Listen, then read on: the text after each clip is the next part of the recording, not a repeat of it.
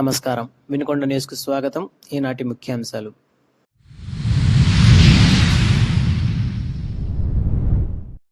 Markapuram bus దుర్ఘటనపై దిగ్భ్రాంతి వ్యక్తం చేసిన ప్రభుత్వ చీఫ్ జీవీ ఆంజనేయులు. బాధిత కుటుంబాలకు ప్రగాఢ సానుభూతి వ్యక్తం.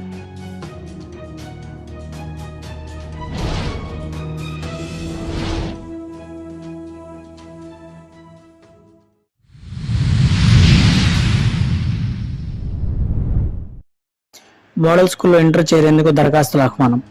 ఏప్రిల్ 30వ తేదీ దరఖాస్తుకు చివరి తేదీ.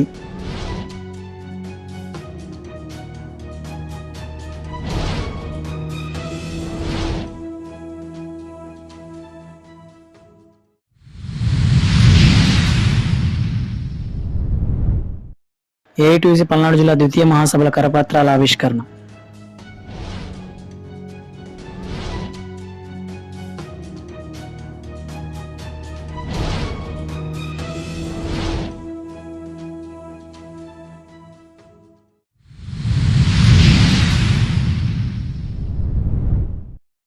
మార్కాపురం జిల్లా రాయవరం వద్ద గురువారం ఉదయం జరిగిన ఘోర రోడ్డు ప్రమాదం సమాచారం తెలుసుకున్న ప్రభుత్వ చీఫ్ జీవీ ఆంజనేయులు తీవ్ర దిగ్భ్రాంతి వ్యక్తం చేశారు.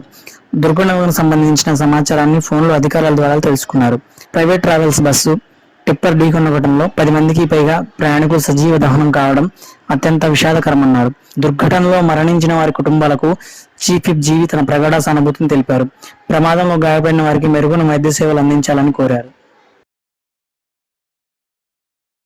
ఆంధ్రప్రదేశ్ ఆదర్శ పాఠశాల 2026-27 విద్యా సంవత్సరంలో ఇంటర్మీడియట్ మొదటి సంవత్సరంలో చేరుటకు నోటిఫికేషన్ విడుదలైనట్లు బొల్లపల్లి మోడల్ స్కూల్ ప్రిన్సిపాల్ తెలిపారు. దీనికి సంబంధించిన వివరాలను వెల్లడించారు. దీనిలో భాగంగా 10వ తరగతిలో వచ్చిన మార్కుల ఆధారంగా అడ్మిషన్ ఇవ్వడం జరుగుతుందని, ఎంపీసీ, బైపీసీ, సిఈసీ, ఎంఈసీ కోర్సులు అందుబాటులో ఉన్నాయని, ఒక్కో గ్రూపులో 40 సీట్లు మాత్రమే ఉన్నట్లు వివరించారు.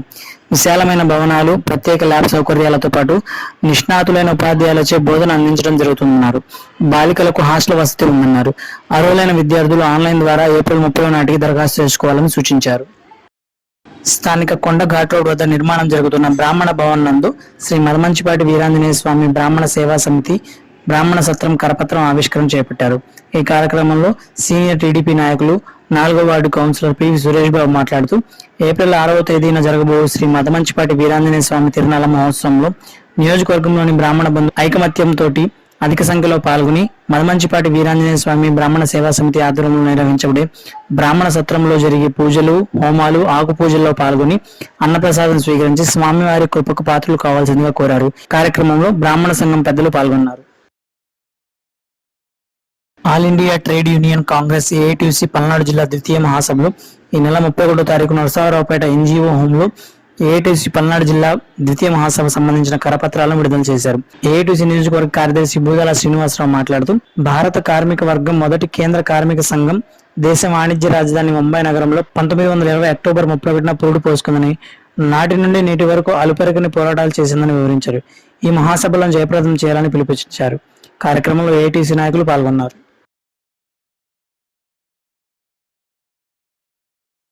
మండల కేంద్రమైన సాలాపురం సొసైటీ బిల్డింగ్ నందు శివశక్తి లీలా అండ్ అంజన్ ఫౌండేషన్, శంకర్ కంటి నేత్రాలయం సంయుక్త ఆధ్వర్యంలో ప్రభుత్వ చీఫ్ జీవీ ఆంజనేయులు ఆదేశాల మేరకు గురువారం ఉచిత కంటి వైద్య శిబిరం నిర్వహించారు.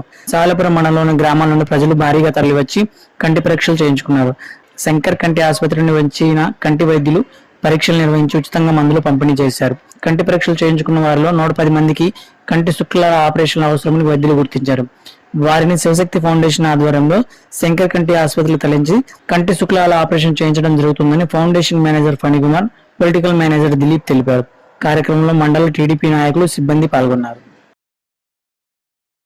వినుకొండ న్యూస్ సమాప్తం. తిరిగి రేపటి న్యూస్ లో కలుసుకుందాం. అంతవరకు సెలవు. నమస్కారం.